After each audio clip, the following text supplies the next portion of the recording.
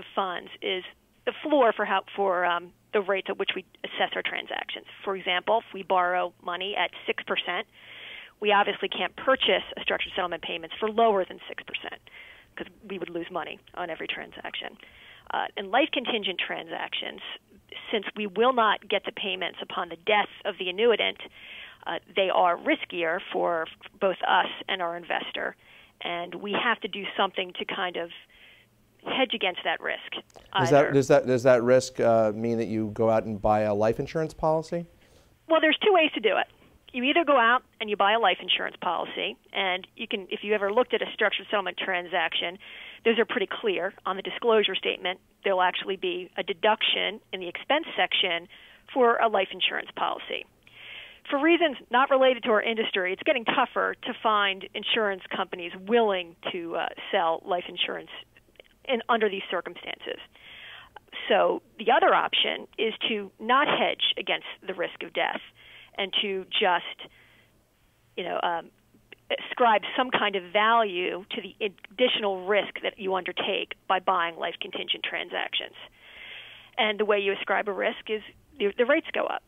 So what you'll see in those transactions is that the rate for a 20-year-old healthy individual selling structured settlement payments is going to be lower than the rate assessed to a 60-year-old smoker who's had a heart attack in the past, because that rate that we are borrowing money, that we're trying to kind of capture that risk is assessed in the rate assessed to the individual annuitant. How do factoring companies assess the mortality risk? Do they go out and hire their own medical underwriters or hire actuaries? What type of process do they go through, just in general terms? Yeah, we actually work with actuaries who determine who look at the pool that we've of transactions that we've kind of pulled together. They look at an individual and they do underwrite them. They look at their medical history, their criminal history, which actually plays into your risk. They look at what kind of prescription drugs you're on, your age, various factors to come up with basically a life expectancy.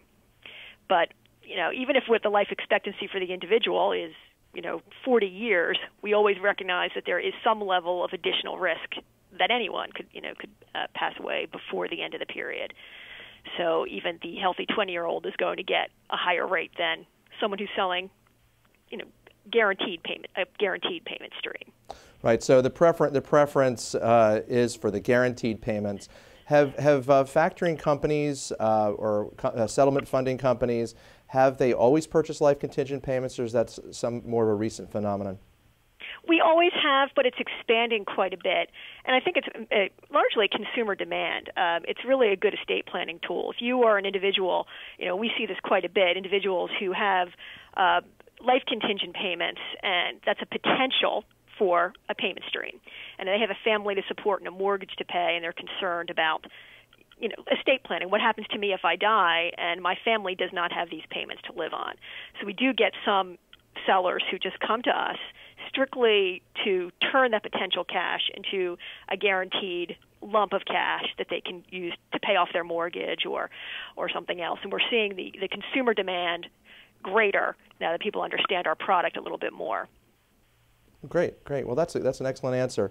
Do you have any further thoughts, just in terms of wrapping this up, any further thoughts that you think might be helpful for our viewers and listeners regarding life contingent structured settlement payments? We don't want to give away your full speech for the NAS meeting, but do you have any further thoughts that you think might be useful, at least to give people a taste of what's to come? Yeah, well, what we're going to be talking about quite a bit in our talk in October is a lot of going into the details about the rate. The rate that we do that is assessed to the annuitant presumes that the person lives the entire time period. If we have an unhedged transaction, if the seller dies before we receive a single payment, the company is out the entire lump, the entire amount of money paid to the annuitant. So there is a substantial risk.